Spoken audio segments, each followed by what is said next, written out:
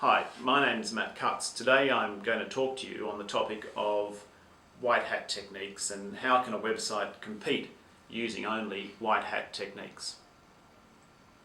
We're going to start with taking a question. Today's question comes from Surf Voucher in Costa Rica. Surf Voucher asks, how can a website compete for high rankings using only white hat techniques in industries that are dominated by spammers? If Google takes months to read and react to spam reports, and by that time, new black hat sites are ranking. Pretty good question. In fact, it's a fantastic question. And I'll try to get a lot of different information in, so I hope I get it all. First of all, you always want to be making a white hat site, something that stands the test of time.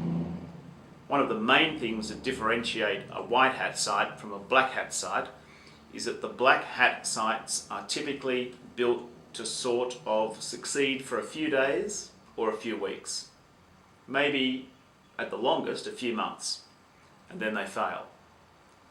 People are not investing long term in either resources or time in trying to make that type of site a great site. So one thing you can bear in mind is that if you're making a white hat site, follow the sort of techniques that stand the test of time, because black hat sites will come and go, but as long as your site keeps rising in terms of visibility and viability, eventually the new black hat sites won't be able to compete with the authority and the reputation that you've built up.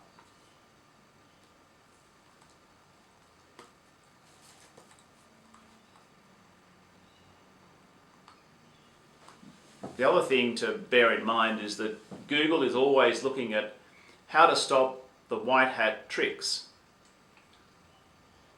So the metabolism of spammers kicks up as they try to hack sites or do other nasty, malicious stuff. But then Google tries to respond by writing hack site classifiers and other ways to sort of stop fresh trends or hot trend spam. Things like that. So Google has been developing new tools to try to make sure that black hat spammers don't get to stay around for as long as the white hat sites. So we'll keep working on our site. Don't just get discouraged because it might take a while to see the spam reports taking effect. Sometimes it takes effect all at once. Sometimes it can get on our radar, and I think it's totally fine if you're running a white hat site to blog about your niche and say, hey, this niche needs to be cleaned up by Google, or there's too many black hats in this area. Google, pay more attention. You know, that's just good lobbying. You know, send me a tweet or something like that to say, pay more attention to this area, because we do take that feedback seriously and we will act on it. The other thing is to make sure that you're using techniques that you know either great research or great resources or have something that's viral about it. You don't just want to produce great information. You also want to think about, how do I market that? How do I let people know about the great stuff that I've got? And if you start to do that, then as your site gets to be known and the people start to go to your site deliberately, not just, go to Google and search and click on whatever number 1 or 2 or 3 comes up in the search results, but deliberately go to your sites. Whenever you get to be known as the resource in a particular area, you can build up that viability long term and really do a much better job of competing against the black hat sites. One last thing to think about is, if you get the black hats and they're competing against some super crazy spammy search like, buy Viagra online, or something like that. You don't have to necessarily attack them head on.